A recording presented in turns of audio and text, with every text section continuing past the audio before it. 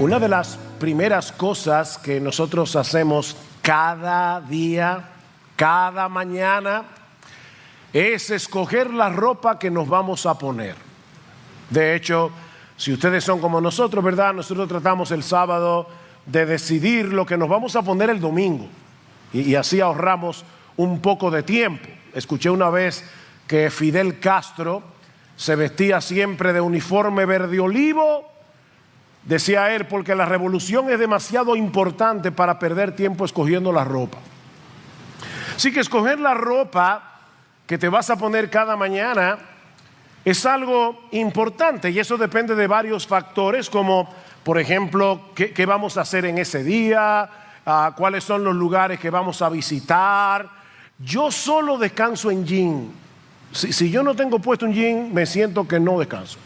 Entonces, hasta eso lo tomamos en cuenta a la hora de escoger la ropa del día.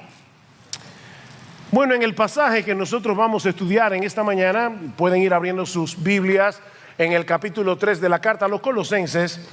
Pablo nos dice que los cristianos tenemos un código de vestimenta que no depende de nuestras circunstancias externas, lo que vamos a hacer, a dónde vamos a ir. Eso depende de lo que somos en Cristo. Un código de vestimenta. Hagas lo que hagas, estés donde estés, mi hermano, mi hermana, esta es la ropa que te tienes que poner todos los días. Colosenses capítulo 3, versículo 12.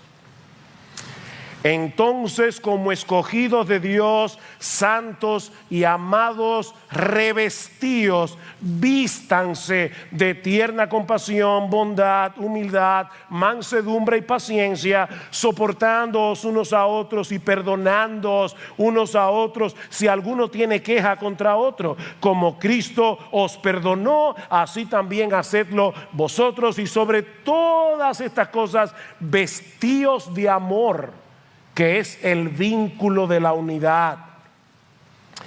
Hasta este punto de la carta, Pablo ha venido hablando acerca del cambio radical que se ha producido en nosotros los creyentes debido a nuestra unión con Cristo.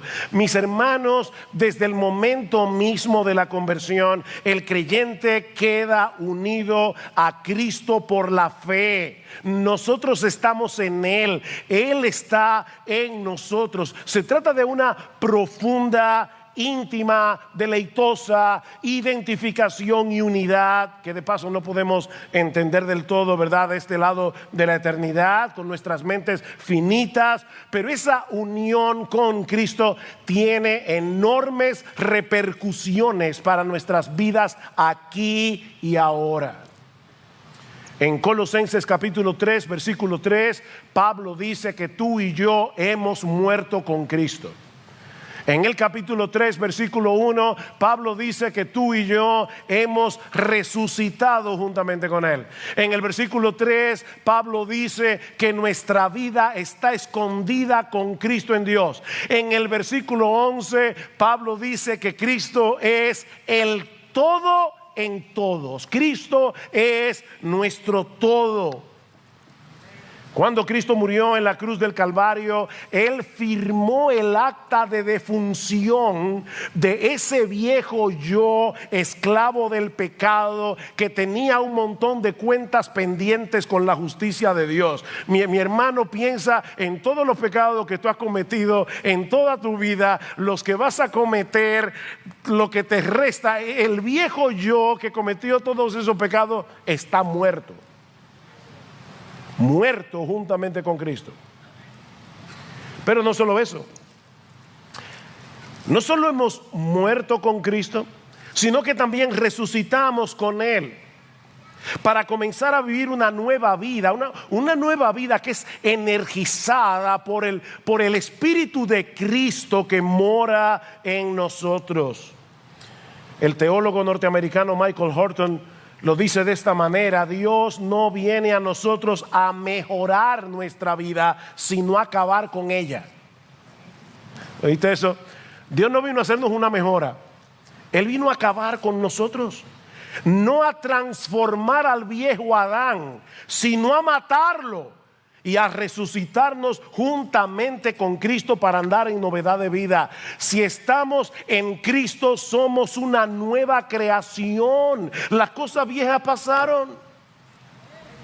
De manera, mis hermanos, que la verdadera santidad no consiste únicamente en darle muerte a los pecados que caracterizaban a nuestro antiguo yo.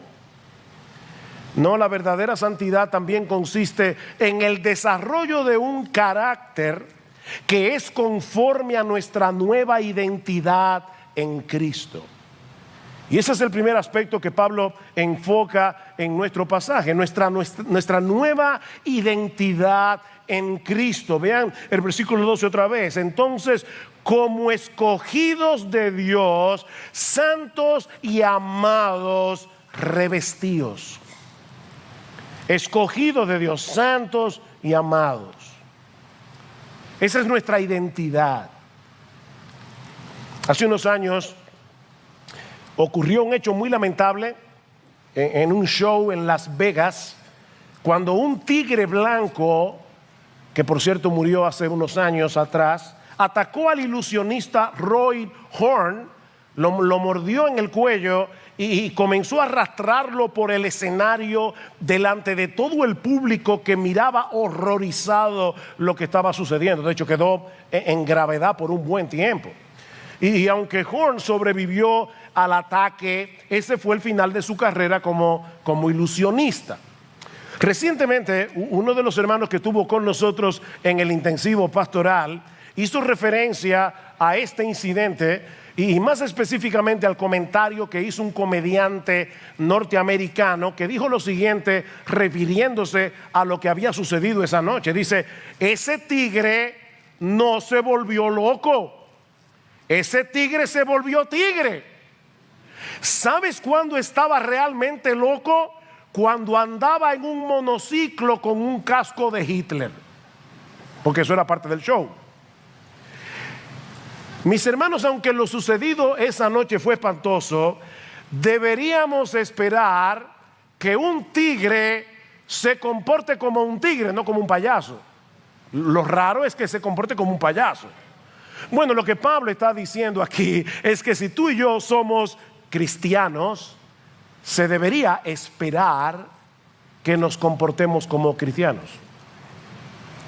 Nosotros tenemos una identidad, una nueva identidad, una nueva naturaleza. Lo que Pablo está diciendo aquí es que si hemos muerto y resucitado con Cristo de tal manera que Él es ahora el todo y en todos, vivamos a la luz de esa realidad. Hay algo que Dios ha hecho por nosotros y en nosotros que hace del pecado una incoherencia. A veces uno se pone una ropa para ir a cierto lugar y dice: no, esa ropa no es apropiada. O a veces los esposos, ¿verdad?, que no tenemos el sentido de la estética que tiene nuestra esposa, nos dice: esa corbata no te pega. Mis hermanos, hay algunas piezas de ropa que no nos pegan si somos cristianos. ¿Qué dice Pablo en el versículo 5 otra vez? Por tanto, considerad los miembros de vuestro cuerpo terrenal como muertos a la fornicación, la impureza, las pasiones, los malos deseos, la avaricia, que es idolatría. Eso no te pega. Pues la ira de Dios vendrá sobre los hijos de desobediencia por causa de estas cosas, en las cuales vosotros también anduvisteis en otro tiempo cuando vivíais en ellas, pero ahora desechad. Ve a tu closet y toma esa ropa sucia, contaminada, maloliente, y bótala. Desechad también vosotros todas estas cosas: ira, enojo, malicia, maledicencia, lenguaje soez de vuestra boca, la mentira. Versículo 9: porque os habéis vestido del nuevo hombre, el cual se va renovando hacia un verdadero conocimiento conforme a la imagen de aquel que lo creó. Somos un nuevo hombre en Cristo. Y ahora debemos vivir como lo que somos. Él murió en la cruz del Calvario para restaurar en nosotros la imagen de Dios. ¿Y saben dónde vemos la imagen de Dios? Plasmada en Cristo. Plasmada en Cristo. ¿Tú sabes para qué vino Cristo al mundo? Para hacerte igualito a Él. Ese es su trabajo. Él te rescató, Él te libró de la esclavitud del pecado. Él está obrando en ti por su Espíritu para hacerte como Él. Fue con ese propósito en mente que Dios en su amor nos escogió. Versículo 12, entonces como escogidos de Dios, santos y amados, revestidos de tierna compasión, bondad, humildad, mansedumbre, paciencia, revestidos de Jesús. No fuimos nosotros los que escogimos a Dios. Fue Él el que nos escogió de pura gracia, por el puro afecto de su voluntad. Y debido a esa elección, dice Pablo, somos santos y amados. Santos y amados. He ahí el propósito y la motivación de Dios al elegirnos. ¿Para qué nos escogió Dios? Para que vayamos por el mundo pavoneándonos porque somos los elegidos. Por supuesto que no. Pablo dice en Efesios 1:4 que fuimos escogidos en Cristo desde antes de la fundación del mundo para que fuésemos santos y sin mancha delante de Él. Fuimos escogidos en amor para ser santos. Tito capítulo 2 versículo 11 dice que la gracia de Dios se ha manifestado. Y me encanta ese texto porque ¿saben quién es la gracia de Dios que se ha manifestado? Jesucristo. Él es la encarnación de la gracia. La gracia de Dios se ha manifestado a todos los hombres, enseñándonos que renunciando a la impiedad y a los deseos mundanos, vivamos en este siglo sobria, justa y piadosamente. Fuimos escogidos en amor para ser santos. Si tú quieres que se te quede una frase en la mente hoy, que sea esta: fuimos escogidos en amor para ser santos. ¿Por qué nos escogió Dios? Porque nos amó. Nos amó con un amor eterno, nos amó con un amor incondicional, nos amó a pesar de lo que éramos.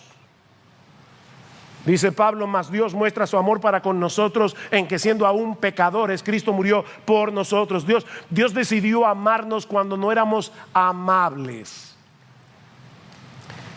dignos de su amor. ¿Y para qué? Para ser santos. Fuimos escogidos por amor para ser santos. Mis hermanos, el anhelo que tiene Dios de que tú y yo seamos santos es una muestra de su amor. Por eso estoy insistiendo en el tema. Fuimos escogidos en amor para ser santos. ¿Por qué Dios quiere que tú seas santo? Porque Él es un matagozo cósmico, ¿verdad? Que quiere hacer nuestras vidas tristes y aburridas, ¿verdad? Esa es la razón. Dios quiere compartir su miseria con nosotros, ¿verdad? Y para eso nos escogió. Y por eso quiere que seamos santos. No. Dios es un Dios feliz. Él es el único bienaventurado. Y Él nos escogió para ser santos porque nos ama, porque Él sabe que el pecado solo trae desgracia. Y como Él no quiere que tú seas un desgraciado, como Él no quiere que tú seas una desgraciada, Dios nos está haciendo santos.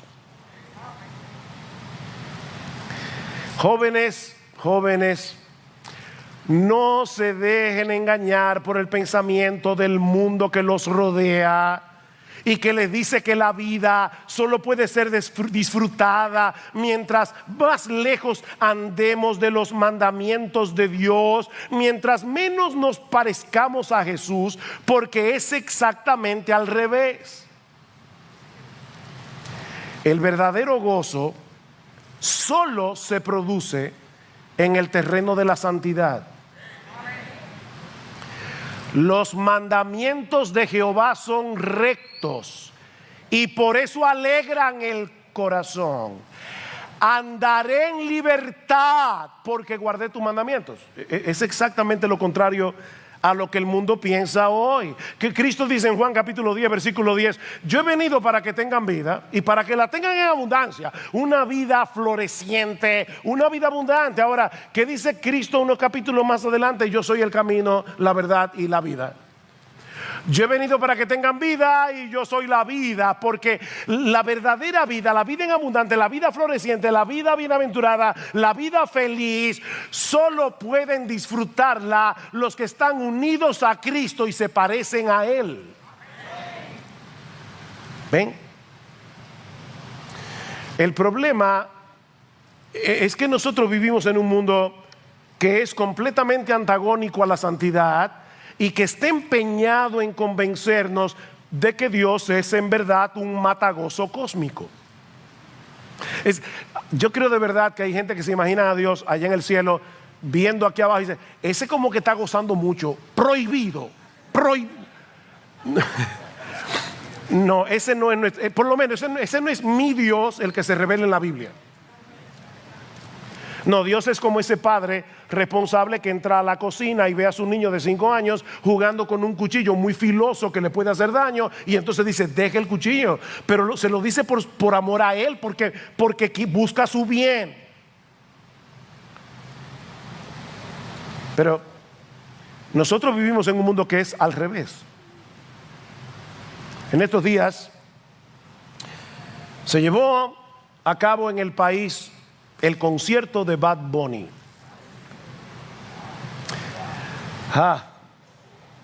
Según nuestros diarios, el estadio olímpico ese día o esos días se llenó a reventar. Eso decía el titular de uno de nuestros periódicos. El estadio olímpico se llenó hasta reventar. Tengo entendido, alguien comentaba que cuando las boletas se pusieron a la venta, en menos de media hora se habían agotado todas las boletas. Y según algunos de nuestros diarios, repito, algunos padres fueron con sus hijos al concierto. De verdad, mis hermanos, yo recuerdo cuando era muchacho una película que se llamaba El mundo está loco, loco, loco. El mundo está loco. Loco, loco, loco. Y es en ese mundo que tú y yo tenemos que ser santos. Yo estuve leyendo una de las reseñas del concierto, escrita por alguien que lo disfrutó, evidentemente. Y la reseña periodística, yo no puedo repetirla desde este púlpito. O sea, la periodista contando lo que pasó en el concierto y ella gozándolo, las cosas que ella dice en el periódico, yo no puedo repetirla en este púlpito. Y hay padres que estaban ahí con sus hijos. Ese tipo de groserías, porque es una grosería, son exaltadas, aclamadas. Los cantantes como Bad Bunny reciben premios porque el mundo exalta eso como libertad de expresión. Gracias al Señor que todavía hay personas en el mundo que tienen suficiente gracia común para ver estas cosas como lo que son. Yo estuve también leyendo en otra parte a un artista que le preguntaron qué pensaba de Bad Bunny. Y él dijo: yo no quiero que den mi nombre porque esto es una mafia, así mismo. Aquí hay una mafia disquera que hace de ese tipo de gente una gente famosa, porque dice él, ni es arte, ni es música, ni es nada, pero yo no quiero ser atacado por esa mafia, así que yo no quiero que se diga mi nombre. Oigan cómo está el mundo. Pero él dice que ¿qué yo pienso de Bad Bunny? Es un espectáculo que la vorágine empuja para que los jóvenes vayan a embrutecerse. están siendo manipulados, porque ahí es donde se le venden las drogas, alcohol, prostitución, fármacos. Eso lo dice un inconverso que está en la industria. Porque el negocio es redondo, dice él. Lo que promueven no es a un cantante, es una figura, un símbolo de la decadencia, la derrota cultural, la deconstrucción de los valores y la familia, la desaparición del vínculo intergeneracional, la ruptura entre los padres y los hijos. Es el triunfo de la ignominia, la mediocridad y la ignorancia. Son letras perversas que, si tú logras descifrarlas, verás que son balbuceos soeces, monótonos, embrutecedores. Es triste y lamentable que los niños oigan esas expresiones desde la primaria y por imitación se promueve esa forma tan primitiva y tan básica de ver la vida. Es un tema de propagación y de contagio. Estos supuestos artistas no cantan, y aunque cantaran, ¿de qué sirven si los ponen a cantar esa asquerosidad? Óigame, eso lo está diciendo un impío, que es asqueroso. Oye, qué raro que los pastores están hablando de eso. Bueno, déjame decirte que mis pastores me pidieron que no dejara de mencionarlo. Porque, hermanos, nosotros no podemos ser simples. Nos están dañando a nuestros hijos. Es en medio de esa basura, porque es una basura, que nosotros debemos ser santos. Lo que es normal y aceptable para el mundo, para nosotros debe ser motivo de rechazo y debe ser motivo de aflicción. Mira, mi amado hermano, mi amada hermana, y por si acaso, no estamos diciendo esto porque hayamos sabido que alguien aquí haya ido a este concierto. Yo supongo que no. No, de verdad, en serio, de verdad, no he sabido de nadie, para que no digan, están tirando indirecta. No, aquí ustedes conocen a sus pastores. Si nosotros supiéramos de alguien que fue al concierto, lo abordaríamos directamente, porque eso es una barbaridad. Ahora, y por amor, porque amamos al hermano o a la hermana, a quien sea, pero no es por eso que lo estamos trayendo, por si acaso. Pero óyeme, aunque tú no hayas ido al concierto, que yo espero que no, obviamente, si ese tipo de cosas no te afligen, es porque sin darnos cuenta nos estamos acostumbrando al mal olor. Ese es el problema aquí. Es como la gente que vive en lugares que tú dices, pero ¿cómo hay gente que vive alrededor de Duquesa, el vertedero? Tú vas ahí y no aguantas del olor, pero hay gente que vive ahí. Es que a todo se acostumbra uno. Nos estamos acostumbrando a no ver algo tan malo, a pesar de que Dios lo vea nauseabundo. Ay de los que a lo malo dicen bueno y a lo bueno malo, que hacen de las tinieblas luz y de la luz tinieblas y de las tinieblas luz, que ponen lo amargo por dulce y lo dulce por amargo. Mis hermanos, Cristo murió por nosotros y nos cambió desde adentro para que a lo malo llamemos malo y a lo bueno bueno. Efesios capítulo 5, versículo 3. Pero que la inmoralidad y toda impureza o avaricia ni siquiera se mencionen entre vosotros como corresponde a los santos, ni obscenidades, ni necedades, ni grosería, o sea, Bad Bunny y todos los que son como él. El texto griego aquí dice Bad Bunny, no, pero casi. Necedades, groserías que no son apropiadas, sino más bien acciones de gracias. Porque con certeza sabéis esto, que ningún inmoral, impuro o avaro que es idólatra tiene herencia en el reino de Cristo y de Dios. Que nadie os engañe con palabras vanas. Eso es libertad de expresión. No, eso no es libertad de expresión. Eso es esclavitud de expresión. Eso es una basura. Eso es una porquería degradante. Eso es lo que es. Que nadie os engañe, pues por causa de estas cosas, la ira de Dios viene sobre los hijos de desobediencia. Esto es nauseabundo para Dios. Por tanto, no seáis partícipes con ellos. No se puede. Porque antes erais tinieblas. Ven, otra vez la identidad. Pero ahora sois luz. En el Señor andad como hijos de luz.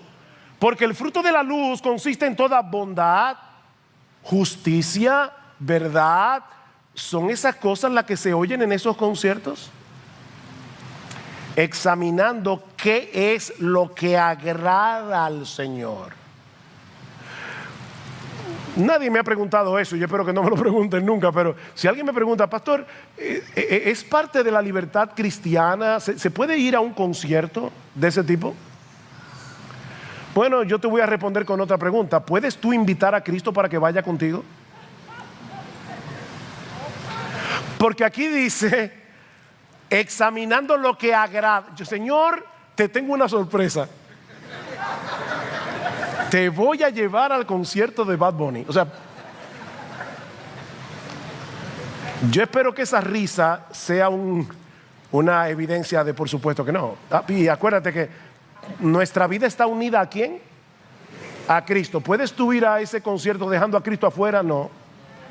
Estás unido a Él. No se puede. No participéis en las obras estériles de las tinieblas, sino más bien desenmascaradlas. Eso es lo que estamos haciendo hoy aquí. Porque es vergonzoso aún hablar de las cosas que ellos hacen en privado. Y la desvergüenza es tan grande que ya ni en privado lo están haciendo en público. Y la gente lo aplaude.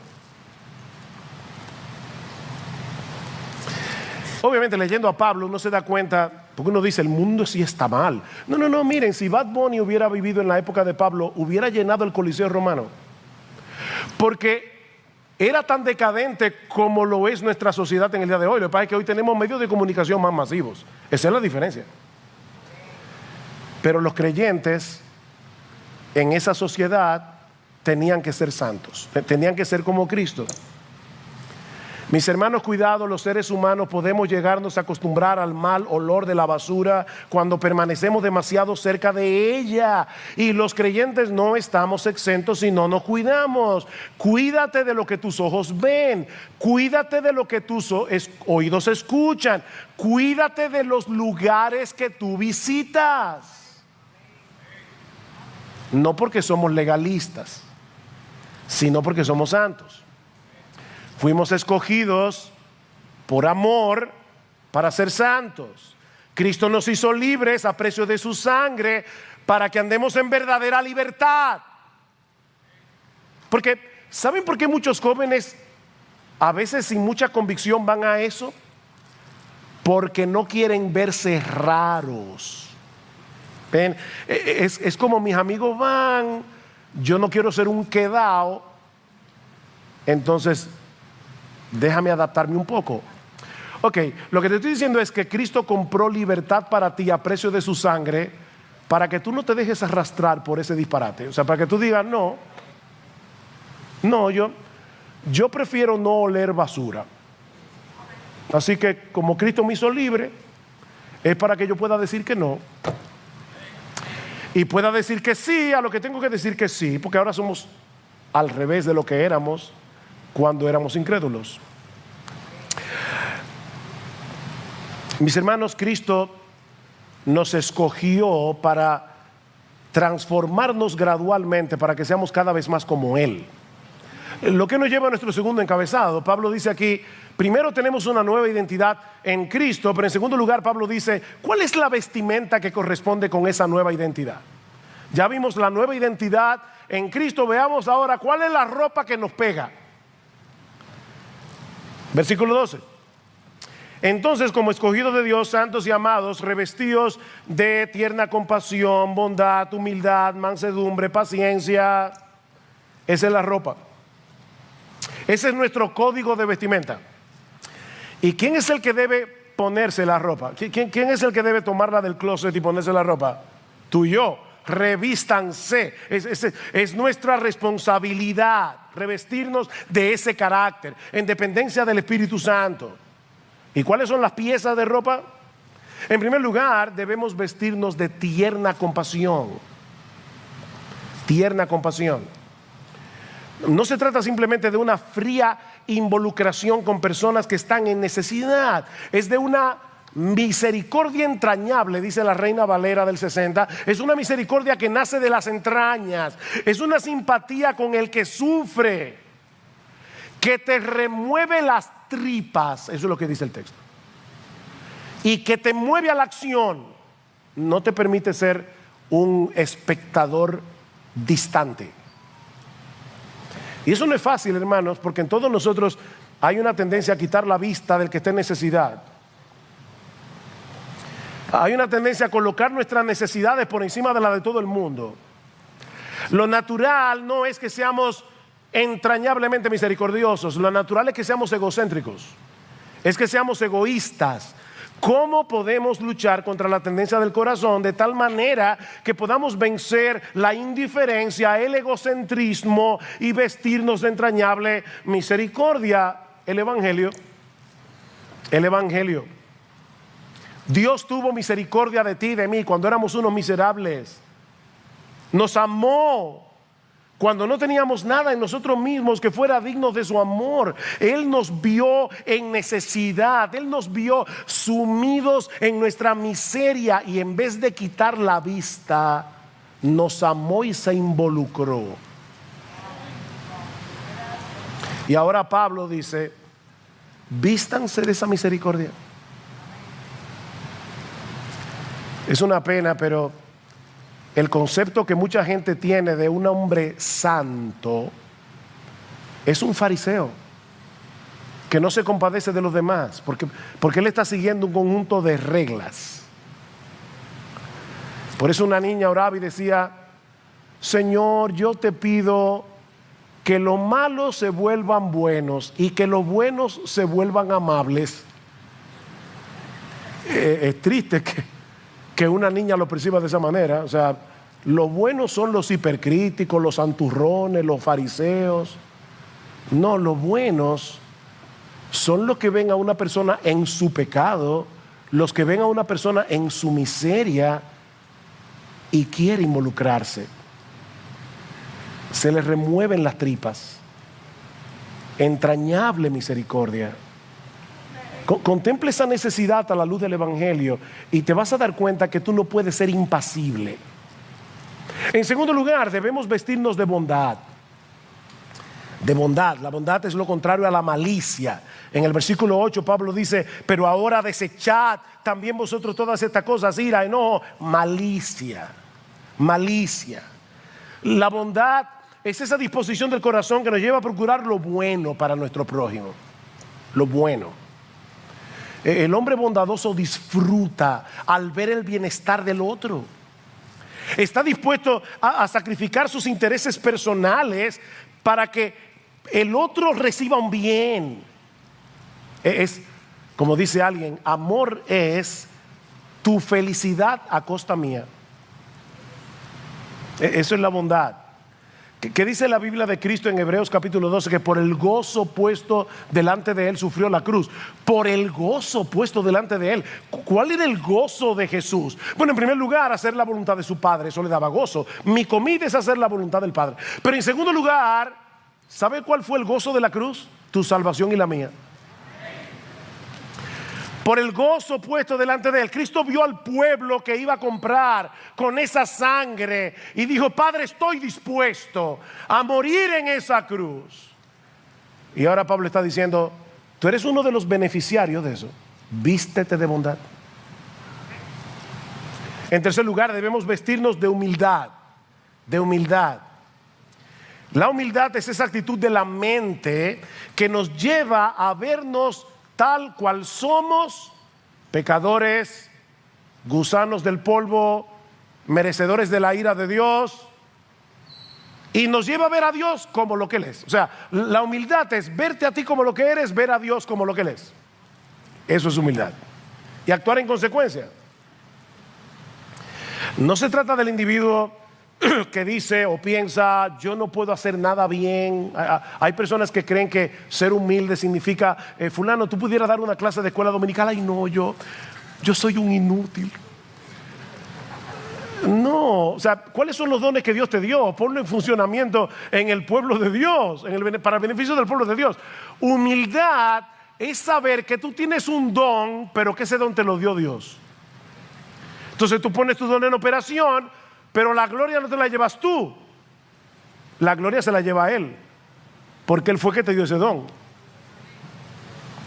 1 Corintios 4:7, ¿qué tú tienes que no hayas recibido? Y si lo recibiste, ¿por qué te glorías como si no lo hubieras recibido? 1 Corintios 15:10, por la gracia de Dios, dice Pablo, yo soy lo que soy y su gracia no ha sido en vano para conmigo. Pero es por la gracia que yo soy lo que soy. Lo contrario a la humildad es el orgullo, obviamente.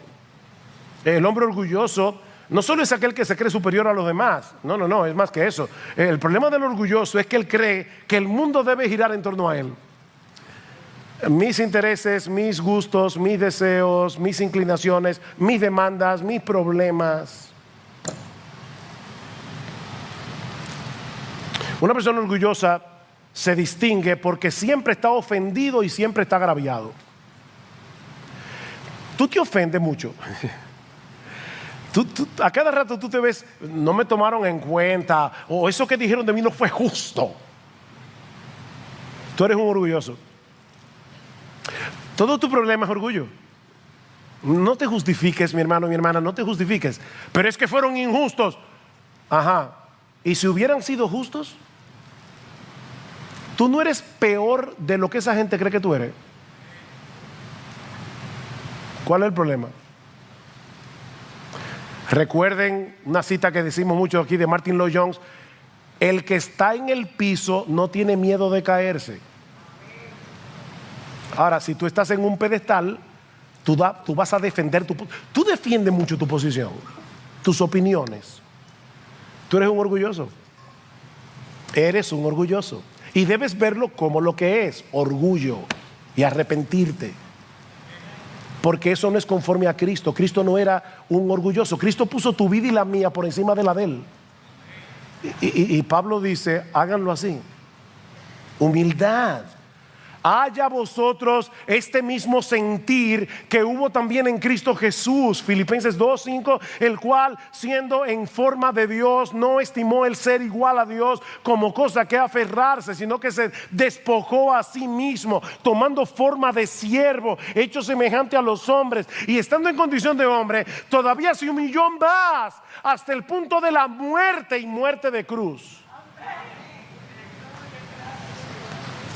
Esa es la disposición del creyente. Humildad. En cuarto lugar, debemos vestirnos de mansedumbre. Mansedumbre. Y esta es probablemente una de las virtudes cristianas más mal comprendidas, porque muchas personas piensan que alguien manso es una persona débil, es una persona que no tiene convicciones propias o no tiene la capacidad de defender sus convicciones. Pero mis hermanos, nada más lejos de la realidad. ¿Quién es la persona más mansa que ha pisado este planeta? Aprended de mí, que soy manso y humilde de corazón, dice Jesús, y hallaréis descanso para vuestras almas. ¿Se puede decir de Jesús que era un débil? ¿Se puede decir de Jesús que era un cobarde? ¿Se puede decir de Jesús que no tenía convicciones? Pero era manso. La mansedumbre y la debilidad, la mansedumbre y la cobardía no son sinónimos. John MacArthur define la mansedumbre como poder bajo control.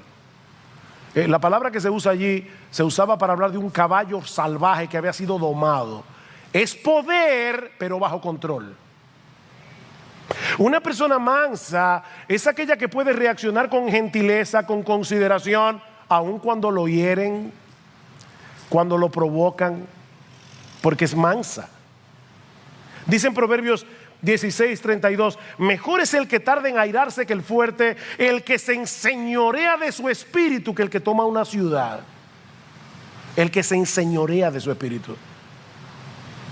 Proverbios 25:28, como ciudad derribada y sin muros, es el hombre cuyo espíritu no tiene riendas. Es como una ciudad que no tiene protección. ¿Y saben qué nos capacita para actuar con mansedumbre? ¿Cómo podemos vestirnos de mansedumbre? Meditando en la soberanía de Dios. Meditando en la soberanía de Dios. Una fe inquebrantable en la soberanía de Dios te va a ayudar a ser manso. El problema nuestro es que nosotros pensamos, si yo no tomo el control, si yo no me defiendo, si yo no reacciono, me van a pisotear. Pero si yo pienso, es que Dios tiene el control y por lo tanto no tengo que tenerlo yo, voy a poder descansar tranquilamente en la soberanía de Dios. Óyeme, que tú no tienes el control, ni yo tampoco, lo tiene Dios. Confía en Él. Así que debemos vestirnos de misericordia, de benignidad, de humildad, de mansedumbre. Debemos vestirnos de paciencia. Vístete de paciencia. Esta palabra puede ser traducida como capacidad de aguante. Capacidad de aguante. Transmite la idea de una persona que es presionada por las pruebas, presionada por otros, presionada por lo que sea, y no se rompe. No se deja controlar por la ira, no se deja controlar por el enojo, no se deja controlar por el deseo de venganza. No importa cuánto sea provocado. ¿Te parece difícil eso? Es que es difícil. Pero déjame hacerte una pregunta. ¿Cuántas veces tú provocaste a Dios cuando eras un inconverso? Y Dios ahí tranquilamente esperándote con paciencia. ¿Cuántas veces tú has provocado a Dios después que te convertiste? ¿Y cómo te trata Dios? Yo siempre he dicho que una de los atributos divinos que yo más aprecio es la paciencia de Dios. De verdad, en serio. Porque si Dios fuera como yo, hace rato que yo me hubiera quitado la salvación.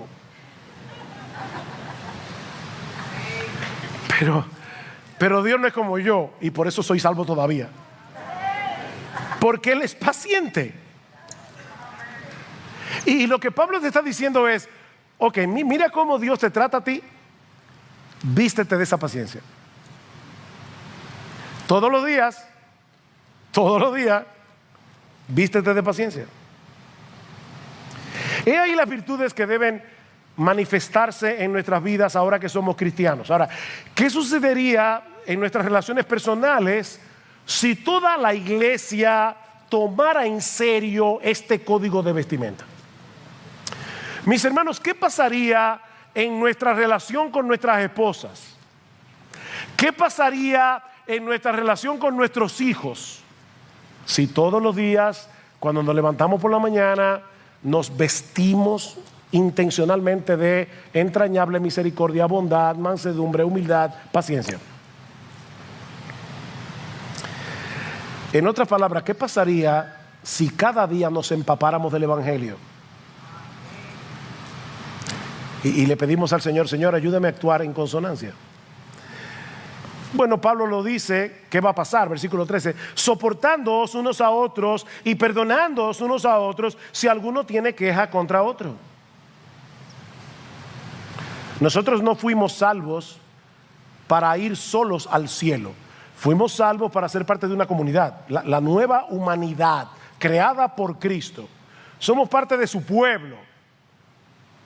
Y noten que Pablo presupone que en el contexto de ese pueblo, de nuestra interacción con los hermanos, habrá problemas. Yo a veces veo a los hermanos que se extrañan porque tienen un malentendido con alguien en la iglesia. Wow, de verdad. Sí. Es por eso que algunos cristianos se vuelven fugitivos eclesiásticos. Van saltando de una iglesia a otra. De que tienen un problema aquí se van para acá. Y si lo que tienen un problema aquí se van para allá. Son fugitivos.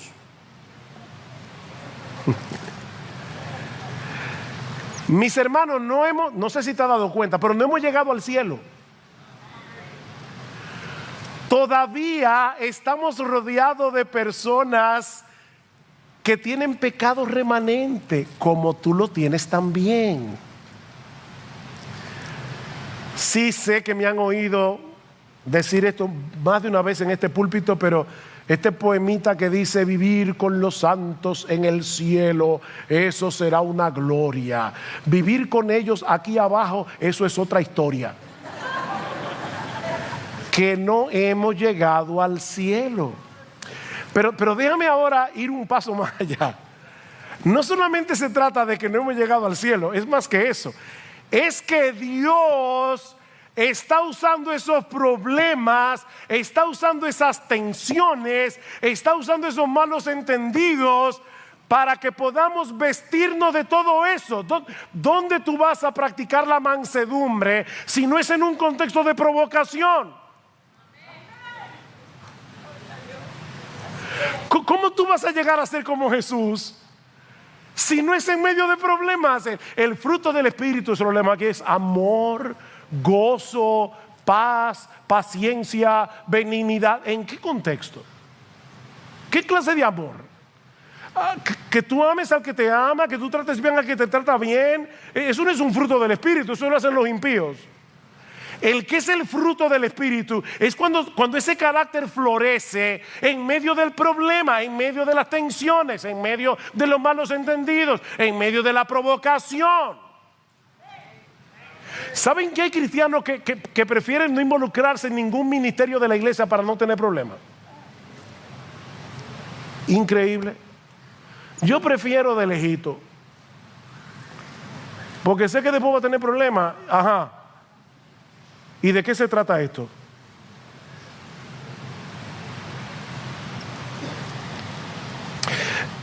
La diferencia, mis hermanos, es que ahora nosotros podemos lidiar con esos problemas de una manera diferente a cómo el mundo trata con sus conflictos.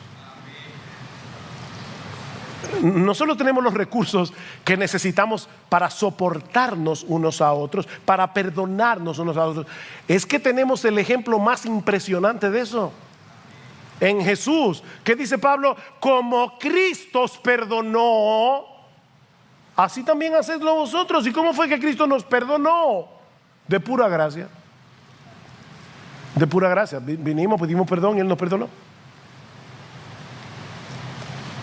Mira, mi hermano, si tú estás vestido del Evangelio, si estás vestido del Evangelio y no de ti, porque de esto es que se trata, tú tienes que ser cada vez menos tú, cada vez más Él.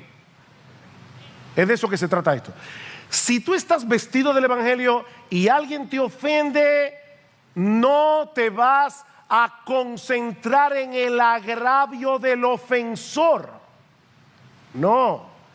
Te vas a concentrar en esa bendita gracia de Dios por la cual fuiste perdonado, y vas a querer ser un instrumento en las manos del Señor para ayudar a tu ofensor a ser más santo.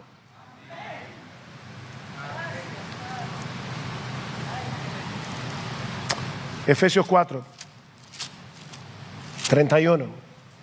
Sea quitada de vosotros toda amargura, enojo, ira, grito, maledicencia, toda malicia. Quítense eso. Sed más bien amables unos con otros, misericordiosos, perdonándoos unos a otros, así como también Dios os perdonó en Cristo. Sed pues imitadores de Dios como hijos amados, y andad en amor. Andad en amor.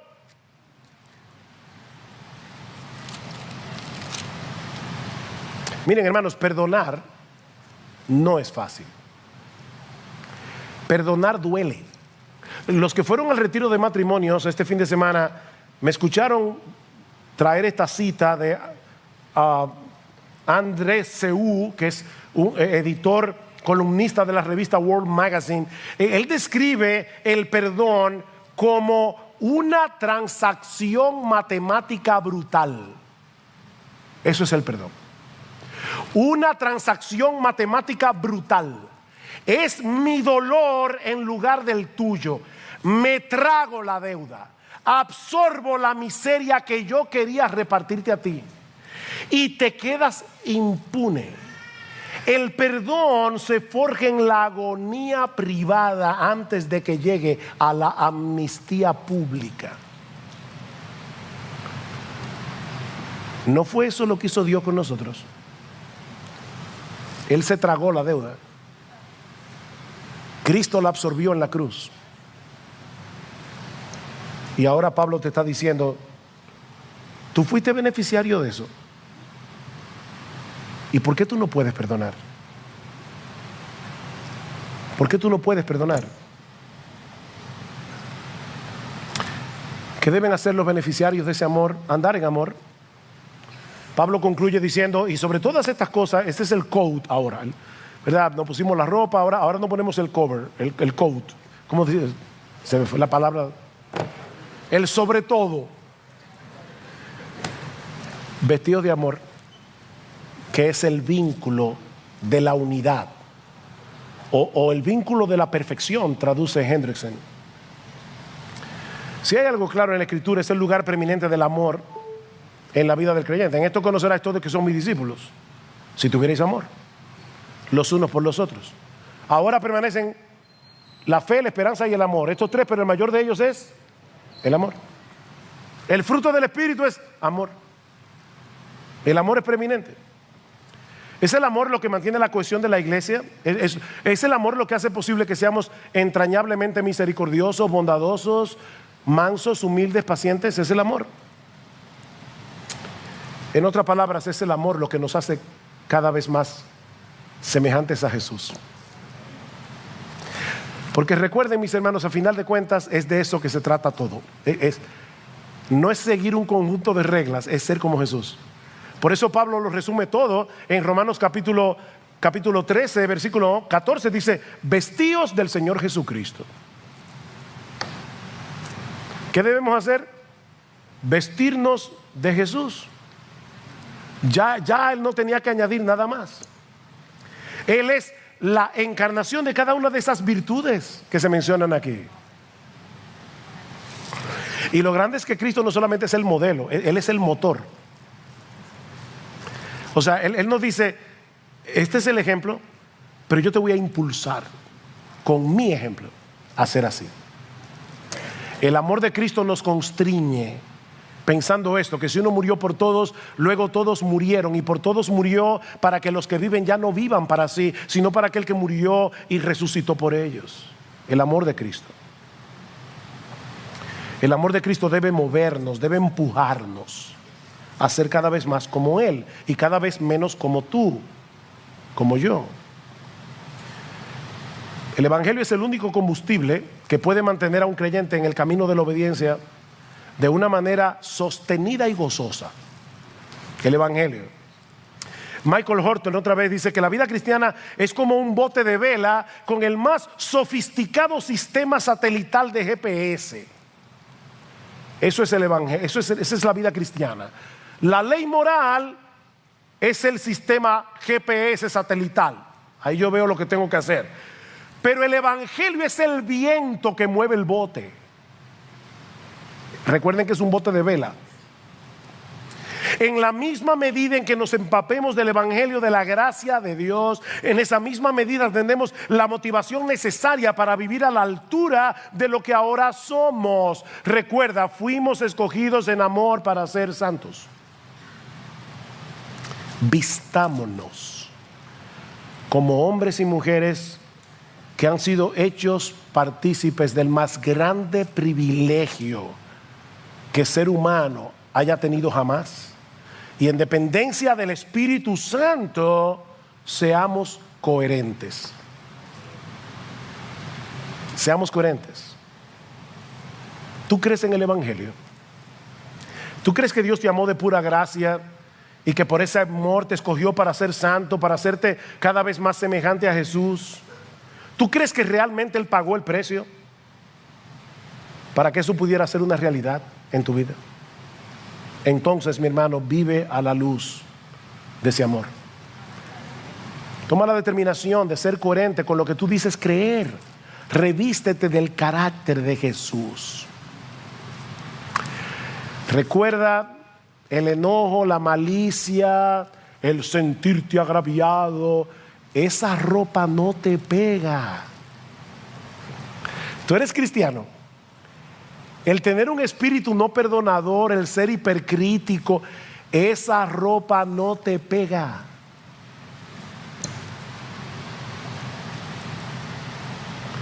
En vez de justificar tus actitudes que son contrarias a Jesús, acude continuamente al trono de la gracia, como una persona necesitada, porque Dios ha prometido que allí encontraremos gracia para el socorro oportuno.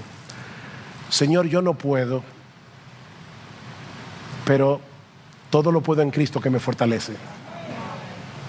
Y si tú estás aquí sin Cristo, mi amigo, déjame decirte que esa gracia está disponible para ti. Siempre que reconozcas tu pecado, siempre que vengas a Dios en arrepentimiento y fe, confiando únicamente en ese inocente, en ese que era perfecto en santidad, pero que aún así murió como un criminal en una cruz, para que todo aquel que en él cree no se pierda, mas tenga vida eterna.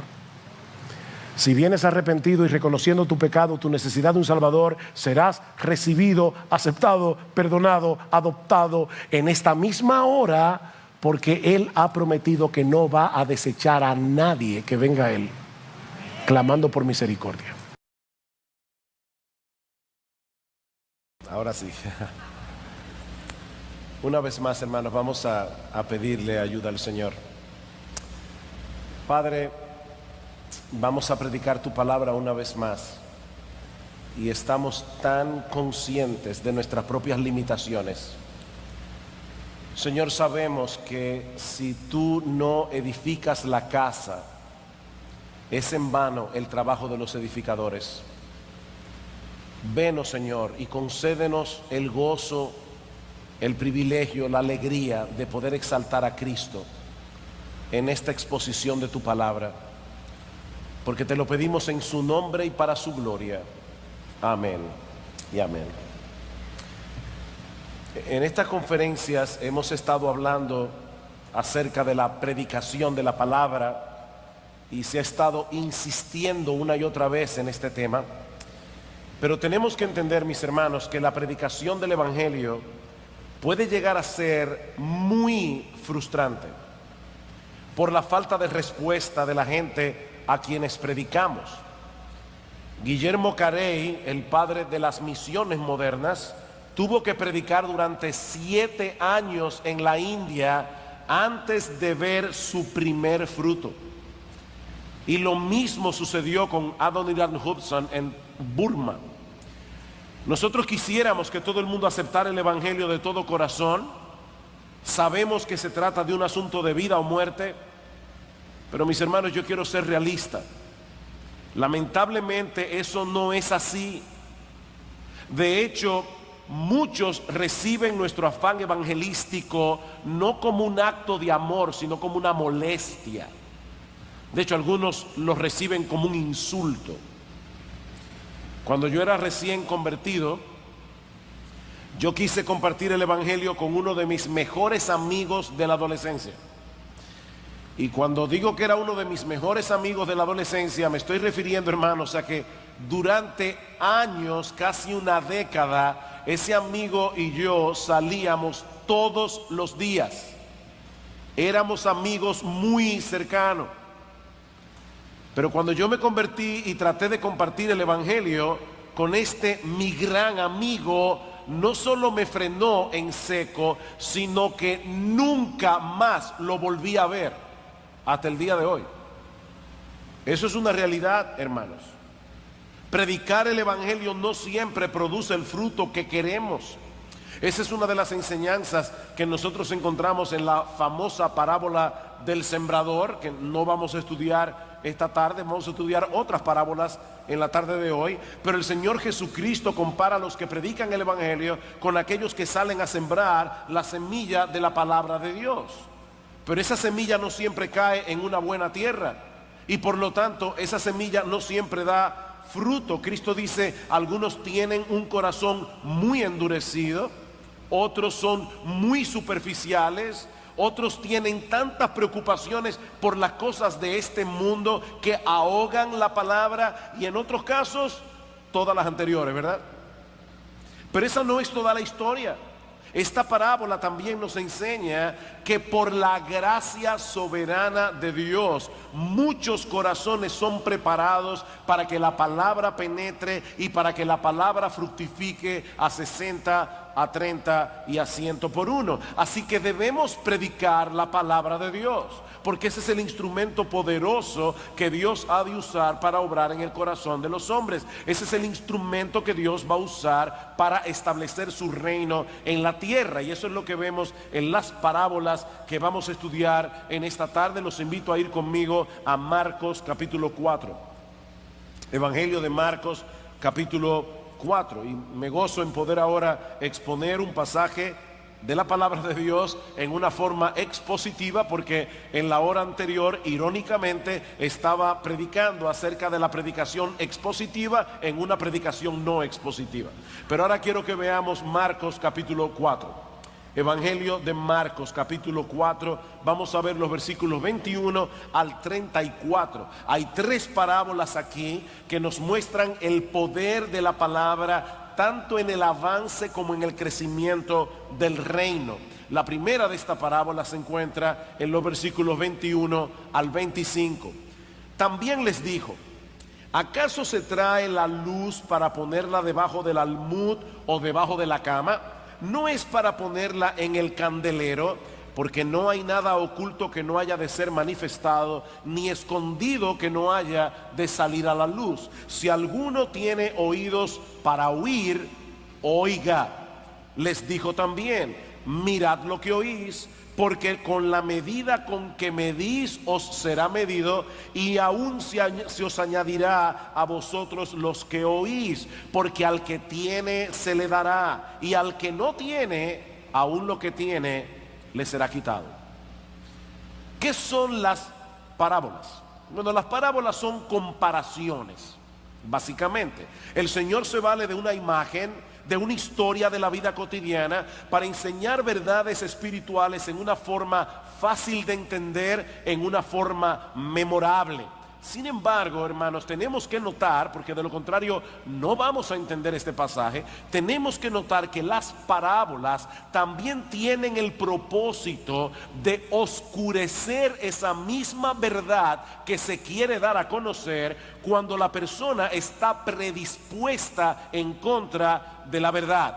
De manera, mis hermanos, que las parábolas revelan y ocultan la verdad al mismo tiempo. Esa misma comparación, esa misma ilustración que para algunos puede resultar sumamente didáctica, esclarecedora, para otras personas es una especie de acertijo. En ese sentido podemos decir que las parábolas son un medio de gracia para los creyentes, pero son una señal de juicio para aquellos que desechan la verdad en contra de toda evidencia. Noten lo que dice el Señor en el capítulo 4, versículo 10. Cuando el Señor da la parábola del sembrador, los apóstoles y sus discípulos le preguntan en privado acerca de la parábola. Y escuchen esto, estas son palabras duras de parte de Cristo. Cuando estuvo solo, versículo 10, los que estaban cerca de él con los 12 le preguntaron sobre la parábola. Y les dijo: a vosotros os es dado saber el misterio del reino de Dios, mas a los que están fuera, por parábolas todas las cosas, para que viendo vean, pero no perciban, y oyendo oigan, pero no entiendan, para que no se conviertan y les sean perdonados los pecados. Hermanos, ¿de qué está hablando Jesús aquí? Él está diciendo claramente: a ustedes yo les voy a explicar el significado de esta parábola. Piensen por un momento en la parábola del sembrador. Si nosotros no tenemos la explicación de Cristo, aquello parece una simple lección de agricultura, ¿verdad? El sembrador sale a sembrar, parte de la semilla cae en buena tierra, otra cae en una tierra que no es tan buena, y así sucesivamente. Pero luego el Señor en privado les dice a los discípulos: la semilla es la palabra de Dios, el sembrador es el que predica la palabra, y el terreno son los corazones de los hombres. Ahora podemos entender cuál es el significado espiritual de una parábola tan simple como la parábola del sembrador. Pero esas personas que estaban allí en aquel día no entendieron absolutamente nada. ¿Por qué Cristo les hablaba en parábolas? Estos judíos habían escuchado a Jesús predicarles el evangelio en una forma llana y directa. Ellos le habían visto demostrar su poder a través de milagros, a través de sanaciones, pero aún así no creyeron. De hecho, si ustedes leen el capítulo 3 al final del Evangelio de Marcos, que nos prepara para estas 4 parábolas en el capítulo 4, van a ver que allí los fariseos se atrevieron a acusar a Jesús de que él sacaba a los demonios por el príncipe de los demonios. Ellos se atrevieron a decir que Jesús estaba endemoniado y ahora estaban sufriendo las consecuencias de tener que escuchar ese mensaje del evangelio en una forma enigmática.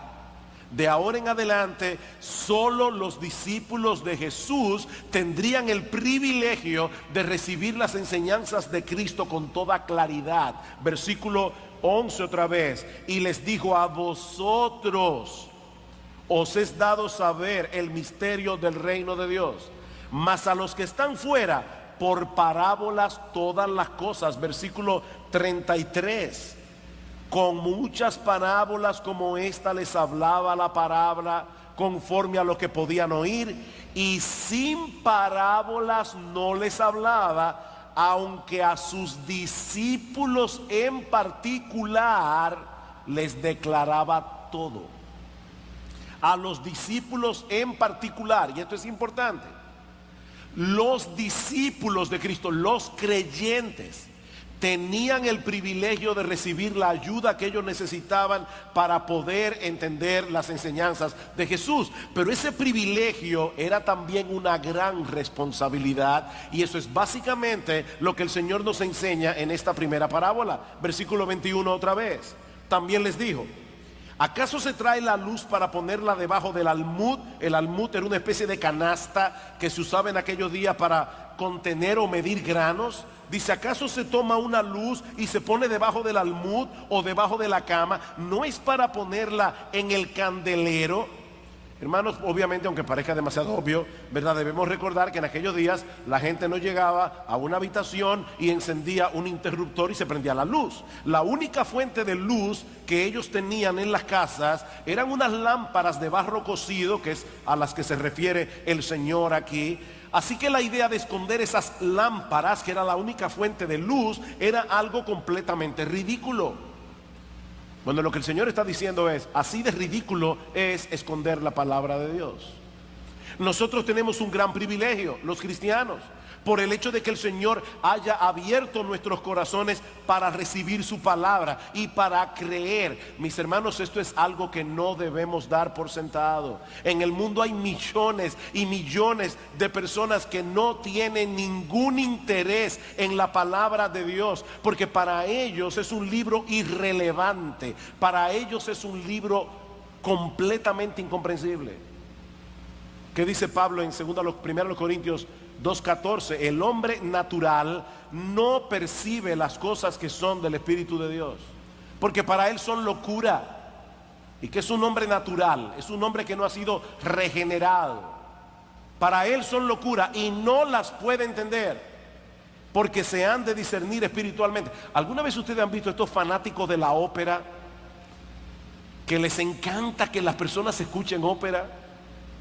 Y ponen a individuos que ni les gusta el estilo musical, ni saben ni pío de italiano, y lo ponen a escuchar la ópera. Bueno, es posible que esa persona pueda deducir algunas cosas al ver la actuación de los cantantes, porque en la ópera se actúa, ¿verdad? O a través de los gestos corporales de los artistas, pero ellos seguramente van a perder la esencia de la trama. Ellos no van a poder apreciar la riqueza de la lírica. Mis hermanos, algo similar ocurre cuando el incrédulo escucha la palabra.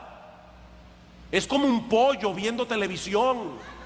Él entiende algunas ideas aquí y allá, pero él no puede entender la esencia del mensaje. Él no puede captar el tesoro incomparable que se le está ofreciendo en el evangelio.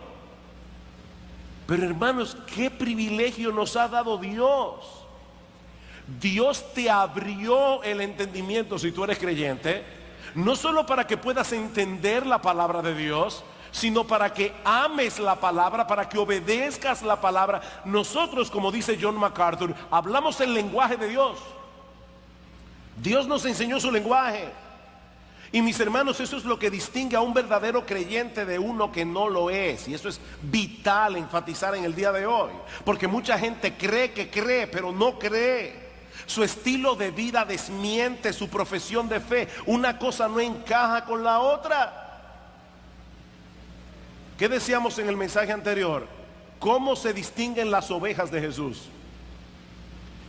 Porque escuchan su voz, porque siguen a Jesús. Mis ovejas oyen mi voz, yo las conozco, me siguen. Esa es la marca distintiva, mis hermanos, del verdadero cristiano. El cristiano escucha la palabra, ama la palabra, cree la palabra, obedece la palabra. De lo contrario, no es creyente.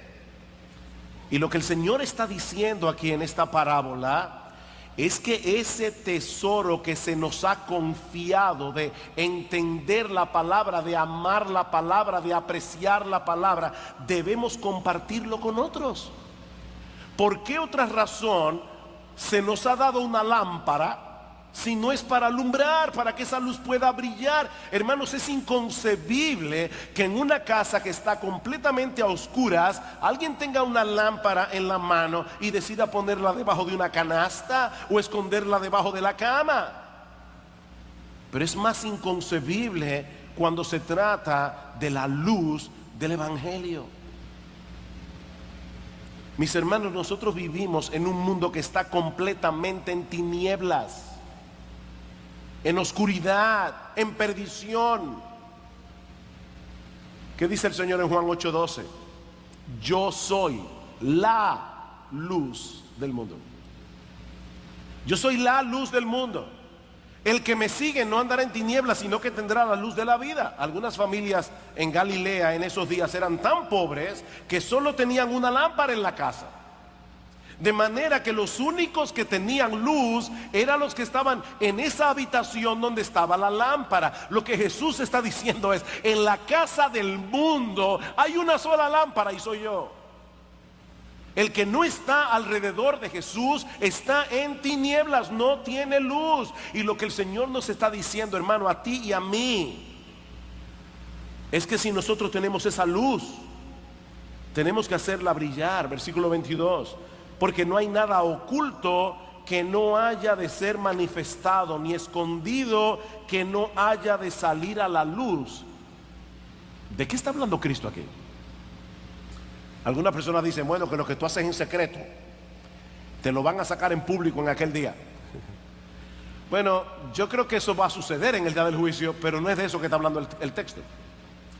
Cristo no ha cambiado de tema. Él está hablando de esa luz que debemos hacer brillar. Recuerden, hermanos, el contexto que yo acabo de darles. Por un tiempo, dice Cristo, esta luz estuvo reservada únicamente para los discípulos. Solo a ustedes les explico las cosas, a los demás en parábolas, pero no siempre iba a ser así. Iba a llegar el día cuando nuestro Señor Jesucristo iba a morir en la cruz, iba a resucitar al tercer día y le iba a dar una gran comisión a la iglesia. ¿Y cuál era la comisión? Esa luz que yo les he entregado a ustedes, esa luz que yo he puesto en las manos, no era para que siguiera oculta para siempre. Ahora ustedes deben llevarla al mundo entero. Esa luz tiene que iluminar el mundo entero. Cuando tú guardas una cosa valiosa y la pones en un lugar seguro, pregunta, ¿es para dejarla ahí para siempre o para sacarla en el momento oportuno? Piensa en la Navidad, ¿verdad? Uno a veces, los que son muy previsores, compran los regalos de los niños desde septiembre y esconden los regalos y lo dejan ahí en un lugar. ¿Y para qué tú escondes el regalo que le vas a dar a tu hijo en Navidad? Bueno, porque tú quieres sacarlo en el momento oportuno. Ahora, imagínese un papá que dice, wow, le compré una bicicleta de Navidad a mi hijo, pero como yo tengo temor de que la estropee, la voy a dejar ahí para siempre. Eso no tiene sentido. Lo que nunca será visto ya no está escondido, está perdido, dice alguien. Y eso es lo que no debemos hacer con el tesoro del Evangelio. Luego de la muerte y resurrección del Señor Jesucristo, los creyentes debemos predicar el mensaje de salvación abiertamente en todo el mundo. Esa fue la gran comisión que el Señor nos dejó. Id y haced discípulos a todas las naciones. Mi hermano, déjame hacerte una pregunta. ¿Te ha dado Dios a ti el privilegio de entender su palabra? ¿Tú entiendes por lo menos el mensaje esencial del Evangelio cuando tú lees las Escrituras? Para más privilegio, ¿te ha dado Dios la oportunidad de ir a una iglesia donde los que predican te explican el verdadero mensaje de las Escrituras? ¿Te ayudan a entender mejor las Escrituras? Dice el salmista en el Salmo 119, 130, la exposición de tus palabras imparte luz, alumbra, da entendimiento a los simples. Pregunta otra vez, ¿tú recibes luz a través del púlpito cuando es expuesta la palabra de Dios? Si tu respuesta es afirmativa, te tengo otra pregunta. ¿Alguna vez has considerado el hecho de que eso que Dios te ha dado es al mismo tiempo un privilegio y una responsabilidad? Es un privilegio y es una responsabilidad. El Señor nos pide que hagamos una buena mayordomía de esa luz que Él nos da de su palabra a través de diferentes medios. Esa luz debe brillar a donde quiera que estemos. El Señor no nos ha dado la responsabilidad de convertir a nadie. Y eso es importante. Óyeme, tú no tienes la responsabilidad de convertir a nadie. Eso solo lo hace Dios. Pero Él sí te ha dado la responsabilidad de hacer brillar la luz del Evangelio donde quiera que podamos hacerla brillar. Y noten la seriedad con que Cristo trata este asunto. Versículo 23. Si alguno tiene oídos para oír. Oiga, no todos tienen oídos para oír la verdad de Dios. Pero si Dios en su gracia te ha dado oídos para oír, ahora es tu responsabilidad escuchar con atención lo que Él te dice en su palabra para ponerlo por obra, y en este caso particular para hacer que esa luz pueda brillar. Versículo 21 y 22 otra vez. ¿Acaso se trae la luz para ponerla debajo del almud? ¿O es para hacerla brillar? El que tiene oídos para oír, oiga mi advertencia, dice el Señor. Haz brillar la luz. Si tú escuchas la palabra y no haces lo que Él te dice, entonces no escuchaste realmente lo que Él te está diciendo. Padres, ustedes salen de la habitación y ven en el piso una toalla mojada, y le dices a tu niño de 10 años: fulanito, hay una toalla mojada en el piso. Y tu niño saca la cabeza y dice: sí, papi, hay una toalla mojada en el piso. ¿Él realmente te escuchó? ¿Te escuchó como Él debía escucharte? O sea, cuando tú dices: fulanito, hay una toalla en el piso, ¿tú lo dices para que conste en boca de 2 o 3 testigos la posición de la toalla? ¿O tú lo hiciste para mover a tu hijo a recoger la toalla mojada del piso? Si tú no haces lo que escuchaste, en realidad no escuchaste. Por eso es que Cristo nos invita a escuchar la palabra con atención para poder entenderla lo mejor que podamos. Versículo 24 dice: les dijo también: mirad lo que oís, porque con la medida con que medís os será medido, y aún se os añadirá a vosotros los que oís. Cuidaos lo que oís. En otras palabras, escuchen con atención para que puedan tener un entendimiento claro de la verdad. No se dejen distraer por nada cuando estén leyendo o escuchando la palabra de Dios predicada. ¿Saben por qué? Porque es Dios mismo el que te está hablando a tu corazón. Y yo leí ese pasaje y pensaba: wow, el Señor sabía que Steve Jobs iba a inventar el iPhone. El Señor sabía que mucha gente iba a comenzar a ir a la iglesia con sus teléfonos inteligentes y con sus tabletas y con sus iPads, y que iban a leer la Biblia en sus dispositivos móviles. Y por si acaso, yo prefiero venir a la iglesia con mi Biblia a lo antiguo. Pero si usted viene con su tableta, no hay problema. Lo único que te quiero advertir es que cuando tú tienes una tableta y si está conectada con internet o con un teléfono inteligente, tiene problemas, porque esta Biblia mía no me envía notificaciones de WhatsApp. Esta Biblia no me dice que me llegó ningún correo electrónico. Esta Biblia no me sale, me manda un mensaje tan importante como a ver cuántas personas le dio like en mi Facebook al último comentario que yo puse. Mi Biblia no hace nada de eso. Y lo que te estoy diciendo, mi amado hermano, es que cuando estamos frente a la palabra de Dios, ya sea leída o predicada, estamos frente a Dios mismo, hablándonos de tú a tú. Y tenemos que poner toda atención. Por eso dice Cristo aquí, oigan qué advertencia: mirad lo que oís, porque con la medida con que medís os será medido, y aún se os añadirá a vosotros los que oís. ¿De qué está hablando Cristo aquí? Lo que el Señor está diciendo, hermanos, es que hay una bendición de parte de Dios en el esfuerzo de entender la palabra.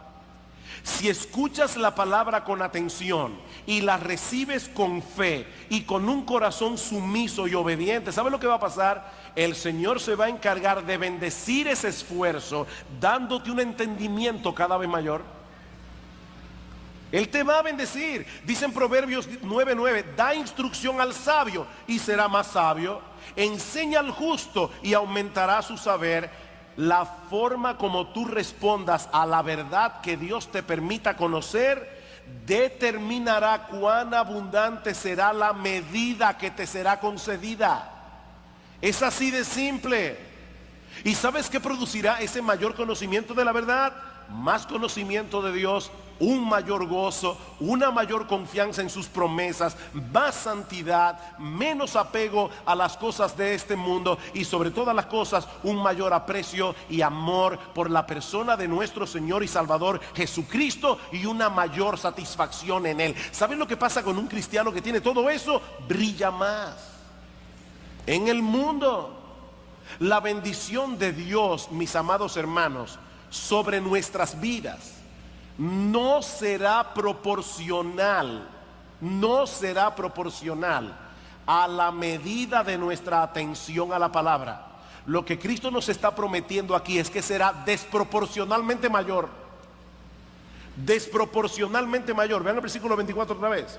Mirad lo que oís, porque con la medida con que medís os será medido, y aún se os añadirá más a vosotros los que oís. Dice un comentarista, esta es una bondadosa promesa de que el beneficio será aún mayor que el esfuerzo requerido. ¿Oyeron eso? El beneficio será mayor que el esfuerzo requerido. Dios, en su generosidad, dará al oidor diligente una bendición que será más grande en proporción, más de lo que con justicia podríamos esperar. Versículo 25. Pero esto tiene una moneda de dos caras, porque al que tiene se le dará, y al que no tiene, aún lo que tiene le será quitado. Aquel que ha recibido los beneficios que vienen a nosotros a través de un oído diligente, seguirá recibiendo cada vez más y seguirá brillando cada vez más. Pero si dejas de poner atención a la palabra de Dios, las capacidades que ahora tienes se irán atrofiando, y tarde o temprano terminarás perdiendo aún lo que ahora tienes. Es una pena, yo tengo 34 años como pastor en nuestra iglesia. ¿Qué pasó? No es que es una pena que tengo 34 años, lo voy a decir ahora que tengo la pena. La pena es, hermanos, que en esos 34 años, a través de toda nuestra historia, Yo he visto a muchos creyentes pasar por ese proceso. Personas que en un momento dado eran hombres que estaban ardiendo, mujeres que estaban ardiendo para el Señor. Ahora uno no sabe ni siquiera si son creyentes. ¿Qué pasó ahí? Comenzaron a descuidarse, a descuidarse, a descuidarse, y aún lo que tuvieron una vez ya no lo tienen. Esa es la advertencia del Señor aquí. Y es probable que al final de la historia nos demos cuenta que tales personas nunca fueron verdaderas ovejas de Cristo, porque recuerda que la marca distintiva de la oveja del Señor, ¿cuál es? Oye su voz y le sigue. Pero aún nos restan dos parábolas aquí que veremos más brevemente. Ya el Señor nos ha dicho que debemos compartir la luz que recibimos de la palabra. Pero ahora el Señor quiere mostrarnos que esa palabra opera misteriosamente en el corazón de los hombres, para que no caigamos en el error de medir los resultados por lo que nuestros ojos pueden ver. Versículo 26. Decía además: así es el reino de Dios, como cuando un hombre echa semilla en la tierra y duerme y se levanta de noche y de día, y la semilla brota y crece sin que él sepa cómo. Porque de suyo lleva fruto la tierra, primero hierba, luego espiga, después grano lleno en la espiga, y cuando el fruto está maduro, enseguida se mete la hoz, porque la siega ha llegado. Y la siega de la que se habla allí no es el fin del siglo, no es el juicio final. La siega es la cosecha del fruto que produce la palabra predicada. En la parábola anterior, el Señor había comparado la verdad de su palabra con la luz de una lámpara. Aquí la compara con una semilla. Yo no sé cuántos de ustedes alguna vez han tratado de plantar un huerto, pero una de las cosas que se requiere para plantar un huerto es paciencia. Porque una vez tú plantaste la semilla en la tierra, comenzó un proceso que tú no controlas y un proceso que no se puede ver hasta que la planta crece. Esa es la enseñanza del versículo 27. Cuando dice el Señor aquí que el sembrador duerme, se levanta de noche y de día, la semilla brota y crece sin que él sepa cómo. Él siembra la semilla, pero luego él no sabe cómo es que crece, porque eso ya no depende de él. La semilla, mis hermanos, tiene su propio poder reproductivo. Y es sorprendente de verdad ver el tamaño de la planta que puede llegar a salir de una pequeña semilla y todos los frutos que esa planta va a poder producir cuando el árbol crezca. La semilla es uno de esos elementos comunes y al mismo tiempo extraordinarios de la naturaleza. Yo no sé si alguna vez se han puesto a pensar en eso, hermano, pero dentro de una semilla está encerrado todo el potencial que esa semilla necesita para reproducirse a sí misma y para fructificar. Y Cristo está diciendo lo mismo ocurre con la palabra de Dios. Siembra la palabra a través de la predicación, luego Dios se encargará de hacerla crecer en los corazones como Él quiera y cuando Él quiera. Leí una historia hace mucho tiempo de un granjero llamado Luke Short. Es una historia famosa, una historia verídica. Este granjero Luke Short salió de Inglaterra hacia Nueva Inglaterra. Cuando llegó a cumplir los 100 años de edad, Luke Short estaba bastante vigoroso y fuerte, pero él no disfrutaba de la paz con Dios. Un día este hombre está sentado en su campo y está reflexionando sobre su larga vida. Y de repente, mis hermanos, este hombre recordó un mensaje que él había oído un poquito de tiempo antes de partir, de embarcarse desde Inglaterra, un sermón que había escuchado del predicador John Flavel, para decirlo en español, cuando Luke tenía 15 años de edad. E increíblemente, hermanos, el horror de morir bajo la maldición de Dios fue tan fuerte que allí mismo se convirtió al Señor 85 años después de haber escuchado ese sermón. Tú nunca sabes cómo es que va a obrar la palabra. Dios se la luce a veces, hermanos. Dios tiene forma tan extraña de obrar. Leí el testimonio de un pastor a quien conozco personalmente. Voy a reservarme el nombre, pero el hijo de este pastor había sido rebelde, salió de la casa, vivió una vida bien perdida.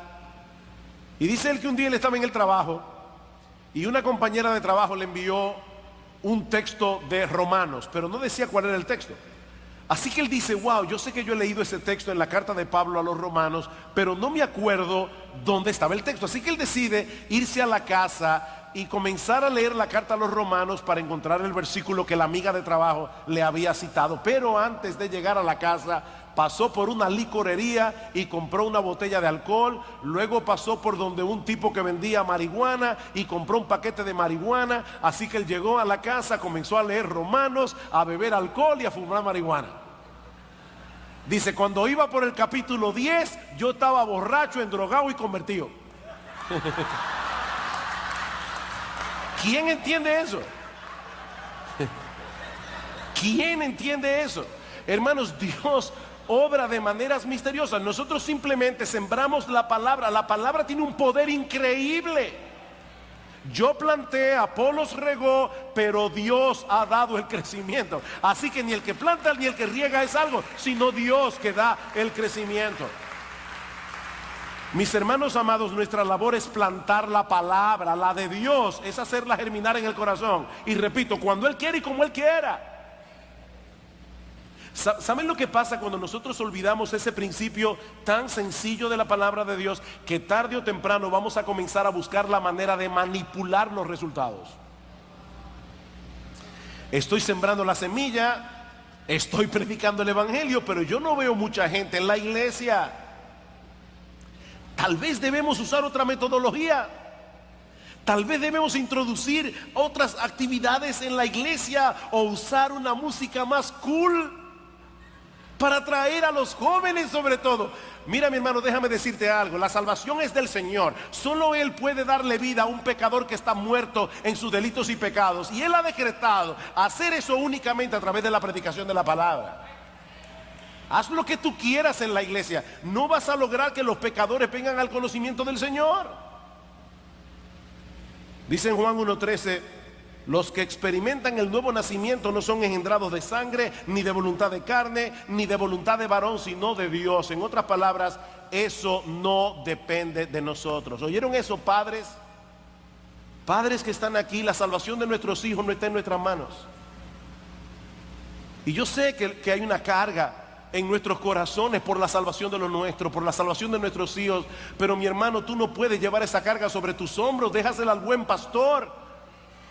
Tú no puedes lograr la salvación de tus hijos, ni la de ellos, ni la de nadie más. Nuestro único papel es sembrar la semilla. Y a veces nos va a dar la impresión de que no está sucediendo nada. Yo recuerdo cuando yo estaba recién convertido, entré a la universidad a estudiar arquitectura y tenía dos amigas, o una amiga mejor dicho, y una amiga de la amiga. Y cuando yo le predicaba la palabra a mi amiga, ella lloraba. Y yo decía, wow, le comentaba a veces a mi esposa, ya éramos amigos en ese tiempo, le decía, wow, yo creo que fulana va a ser mi primera convertida. Esa es mi inocencia de nuevo creyente. Oye, pero ella tiene una amiga que es tan dura. Esa muchacha no pone atención a la predicación, no le importa. Resultado, la amiga que lloraba todavía sigue ahí, inconversa. La otra se convirtió al Señor y ahora está en la presencia del Señor porque murió para Él y vivió para Él. Ese es el resultado de la palabra, hermanos. Dios lo hace misteriosamente. Esa semilla es tan poderosa que cuando es sembrada en un corazón preparado por la gracia soberana de Dios, nada ni nadie va a detener el resultado. Eso es imposible. Es la palabra de Dios. De hecho, me encanta como lo dice el mismo Señor aquí. Dice en el versículo 28, porque de suyo Lleva fruto la tierra, primero hierba, luego espiga, después grano lleno en la espiga, y cuando el fruto está maduro, enseguida se mete la hoz, porque la siega ha llegado de suyo, por sí misma. La palabra griega es automate. Lo que Cristo está diciendo es que hay un proceso divinamente automatizado ahí. Encárgate de predicar la palabra. El Espíritu Santo se encarga del resto. Así que debemos hacer brillar la luz. En segundo lugar, esta palabra que sembramos opera misteriosamente. Pero hay una tercera parábola aquí, y es que el reino de Dios experimentará un crecimiento desproporcionado en comparación con la pequeñez de sus inicios. Versículo 30 del capítulo 4. Decía también: ¿a qué haremos semejante al reino de Dios? ¿O con qué parábola lo compararemos? Es como el grano de mostaza, que cuando se siembra en la tierra es la más pequeña de todas las semillas que hay en la tierra, pero después de sembrado crece y se hace la mayor de todas las hortalizas y echa grandes ramas, de tal manera que las aves del cielo pueden morar bajo su sombra. La semilla de mostaza es la más pequeña que se sembraba en los campos de Israel. No es la más pequeña del mundo, pero es la más pequeña de la semilla que se sembraba en Israel. Mide aproximadamente 1 o 2 milímetros de ancho. Para que tengan una idea, es como un grano de arena entre tus dedos. Y sin embargo, puede llegar a producir un arbusto de hasta 12 o 15 pies de altura y 6 pies de ancho, de manera que el crecimiento no es proporcional al tamaño de la semilla. Y lo que el Señor está diciendo a sus discípulos aquí en esta parábola es que así será el crecimiento del reino de Dios. Comenzó con un pequeño grupo de hombres que no parecían tener mucha capacidad de impacto. Hermanos, no idealicen a los apóstoles. Definitivamente no era un dream team. O sea, pensar que Cristo de verdad iba a impactar el mundo con esos 12 hombres, eso era increíble. Y sin embargo el Señor está diciendo aquí: ese reino mío va a experimentar tal crecimiento que va a abarcar todas las naciones de la tierra. Y esa parece ser la idea del versículo 32, cuando dice que se hace grande árbol y vienen las aves para morar bajo su sombra. Esas aves del cielo, en el capítulo 17 del libro de Ezequiel, se profetiza que el Señor tomaría una pequeña rama, la plantaría en el monte de Israel, y que llegaría a ser un cedro tan majestuoso que debajo de él se anidarían toda clase de aves. Y más adelante en Ezequiel 31:6 dice que esas aves son las distintas naciones de la tierra. Ahora, imagínense, mis hermanos, lo alentadora que debió ser esta parábola a los discípulos en Marcos 4. Ellos habían dejado todo para seguir a Jesús, el Mesías, ¿verdad?, que supuestamente había venido a implantar el reino de Dios en la tierra. Pero hasta ese momento el programa de conquista no parecía muy exitoso. Ellos sabían que aunque Jesús atraía a mucha gente, los discípulos que eran verdaderos discípulos eran muy pocos. La mayoría de esa gente estaba allí buscando algún beneficio temporal. Muy pocos estaban interesados en la salvación de sus almas, y mucho menos deseosos de someterse a la autoridad suprema del Señor Jesucristo. Y de paso, es de eso que se trata el reino de Dios. El reino de Dios es esa esfera en la que el Señor ejerce su autoridad en el corazón de hombres y mujeres que desean hacer su voluntad. Hombres y mujeres que se someten a la autoridad de Jesús gozosa y voluntariamente. Así que es probable que algunos de los discípulos estuvieran confundidos ahora. Ven acá, el Señor vino a implantar un reino, pero este grupo no crece, al menos no lo suficiente como para poder conquistar a la nación de Israel y mucho menos al mundo. Pero Jesús los exhorta en esta parábola a tener paciencia, a seguir perseverando en la fe y a confiar en el poder del evangelio. El crecimiento del reino será como la semilla de mostaza, completamente desproporcional en comparación con la pequeñez de sus inicios. Nadie hubiera podido imaginar que ese pequeño grupo de discípulos de Jesús iba a impactar el mundo como lo hicieron. Pero mis hermanos, las evidencias están allí. La iglesia de Cristo no solo ha tenido un crecimiento descomunal a través de la historia, sino que el cristianismo sentó la base para la civilización occidental, por más que esa civilización ahora quiera negar sus orígenes. Pero ¿saben qué es lo más hermoso, lo más glorioso de todo esto?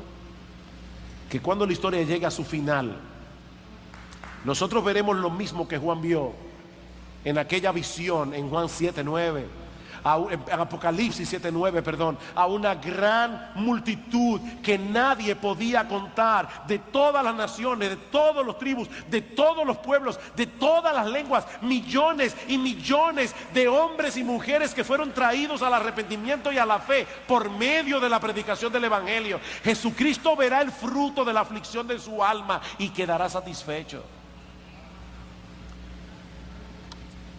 Queridos hermanos, nuestra responsabilidad no es mejorar el plan de Cristo para la expansión de su reino en el mundo. Esa no es nuestra responsabilidad. Nuestra responsabilidad es obedecerle a Él, proclamando su palabra. Esa luz debe brillar, esa semilla debe ser sembrada, y Él no ha prometido enviar ángeles a hacer eso. Él encomendó esa tarea a personas comunes y corrientes como tú y como yo. De paso, una nota a los predicadores y pastores que están aquí. En República Dominicana se da el fenómeno de que se celebran muchas conferencias en el año. Y vienen muy buenos predicadores, y damos gracias a Dios por eso. El año antepasado estuvo allí el pastor Steve Lawson, estuvo John MacArthur, ha estado John Piper. ¡Qué bueno! Nos gozamos en eso. Pero pastores, Cristo no está edificando su iglesia a través de pastores conocidos. Cristo está edificando su iglesia a través de pastores ordinarios, hombres que probablemente nadie conoce, hombres que no tienen mensajes en YouTube, hombres que no tienen blog, pero que están haciendo la obra de Dios. Cristo no necesita celebridades para hacer su obra. Él está trabajando a través de hombres ordinarios para hacer a través de ellos una obra extraordinaria. Nosotros tenemos que sembrar la palabra, nosotros tenemos que hacer brillar la luz de la palabra. Tú donde estás, hombre, mujer, donde quiera que estés, predica el evangelio, da a conocer a Cristo, habla de Cristo, habla del evangelio, y Dios se encargará del resto. Tal vez tú te ves muy débil, pero es que eso no depende de ti. Eso no depende de mí, es la palabra que tiene poder. No eres tú, no soy yo. Es la palabra de Dios que es poderosa. Y ahora yo te pregunto, mi amado hermano, mi amada hermana, ¿qué estás haciendo tú con la verdad de la palabra de Dios que el Señor te está permitiendo conocer? ¿Qué estás haciendo con eso? ¿Qué tanto esfuerzo estás haciendo en dependencia de su espíritu para entender mejor esta palabra, para poner por obra la palabra? Recuerda lo que alguien dijo una vez: la verdad recibida y asimilada aumenta nuestra capacidad para recibir más verdad. Al que tiene se le dará más, al que no tiene aún lo que tiene le será quitado. Y por lo tanto eso aumenta nuestra capacidad de brillar. Ahora, quizás la pregunta más importante que yo te puedo hacer en esta tarde es esta última. Mi hermano, ¿qué tan precioso es Cristo para ti? ¿Qué tan precioso es Cristo para ti? ¿Qué tanta pasión hay en tu corazón hacia Él? Porque esto es un círculo virtuoso, no vicioso. Cuando tú te conviertes al Señor, Dios te da amor por su palabra, solo porque te das cuenta que en ella te revela a Jesús y al evangelio. En la medida en que tú te esfuerzas por entender la palabra, poner por obra la palabra, Dios te bendice más allá de toda proporción, dándote más entendimiento de la palabra y consecuentemente más satisfacción en Jesús. ¿Y sabes lo que ocurre cuando tú tienes más satisfacción en Jesús? Que tienes un mayor deseo de seguir conociéndolo en la palabra y darlo a conocer a otros también. ¿Es eso lo que está pasando en tu vida, mi hermano? ¿O es al revés? ¿Tú puedes recordar otros momentos de tu vida cristiana en lo que tú tenías más pasión por Cristo que la que tienes ahora? Otros momentos de tu vida cristiana en que tú nunca habrías tenido que escoger entre ver el Facebook o hacer tu devocional. Como hay un pastor amigo mío que dice: deja el famoso Facebook y pon tu face en el book.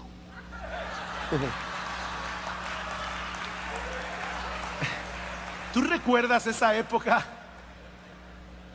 Yo recuerdo, estaba hablando con un hermano. Mi esposa y yo tuvimos el privilegio de conocer juntos al Señor. Yo fui invitado a un estudio bíblico un sábado en la noche. El domingo en la mañana la llamé a ella. Yo tenía 17, ya 16. Y fuimos juntos a la iglesia. El que gana alma es sabio. Y hermano, yo recuerdo de verdad lo impresionante que fue para nosotros descubrir la Biblia. Wow, ¿qué libro es este? Era extraordinario. Y como estábamos de vacaciones, podíamos leer 10, 15, 20, 25 capítulos diarios de la Biblia. Han pasado los años. ¿Y saben qué, mis hermanos? Yo aprecio la Biblia 1000 veces más ahora que lo que la apreciaba en aquella ocasión, porque ahora la conozco mejor. Ahora conozco mejor mi salvación, ahora conozco mejor mi evangelio, ahora conozco mejor lo que Jesús ha hecho por mí. ¿Dónde tú estás, mi hermano? Ay, pastor, mire, mi vida espiritual ahora mismo está tan decaída que a veces yo me pregunto si yo soy creyente o soy un inconverso que creía que era creyente. Honestamente, pastor, yo no sé dónde estoy. Mira, si esa es tu condición, te tengo una buena noticia. Si tú eres un inconverso que creías que eras cristiano, pero no lo eras, lo que tú necesitas es venir a Cristo en arrepentimiento y fe. Y si tú eres un creyente que está en una muy mala condición espiritual y en una fuerte decadencia espiritual, lo que tú necesitas es venir a Cristo en arrepentimiento y fe. Así que ven a Cristo en arrepentimiento y fe, después averiguamos qué es lo que tú eres. Porque ahora mismo tú necesitas venir a Cristo. Tal vez yo no tengo un análisis para hacerte y saber dónde está tu condición espiritual, pero mi hermano, vuelve a Cristo. Predícate de nuevo el evangelio. Vuelve a decirle a tu corazón que Cristo es precioso. Vuelve a decirle a tu corazón que no hay nada en el mundo que pueda compararse con Él. Mi hermano, corta de raíz todas esas cosas del mundo que están apagando tu pasión por Jesús, que están destruyendo tu amor y tu deseo, tu hambre por la palabra. Y en dependencia del Espíritu Santo, vuelve a la Escritura pidiendo a Dios en oración que abra tus ojos para ver las maravillas de tu ley, porque esa oración es conforme a la voluntad de Dios. Vuelve a Cristo, vuelve a la Escritura. No te quedes allí postrado. Hay perdón en Cristo para todo aquel que cree. La culpa no motiva, hermanos. Dios nos da la culpa simplemente. La culpa viene de Dios, pero Dios nos da la culpa simplemente para movernos al arrepentimiento, para que podamos experimentar el gozo del perdón. Vuelve a Cristo, vuelve al evangelio, vuelve al gozo de tu salvación. Pídele a Dios que tenga misericordia de ti. Pídele a Dios que vuelva a darte el gozo de tu salvación si la tenías. Pídele a Cristo que te salve si no la tienes. Pero no te quedes allí donde estás. Ven a Cristo. Ven a Cristo en arrepentimiento y fe. Porque Él ha prometido que Él no echará fuera a nadie que venga a Él clamando por misericordia.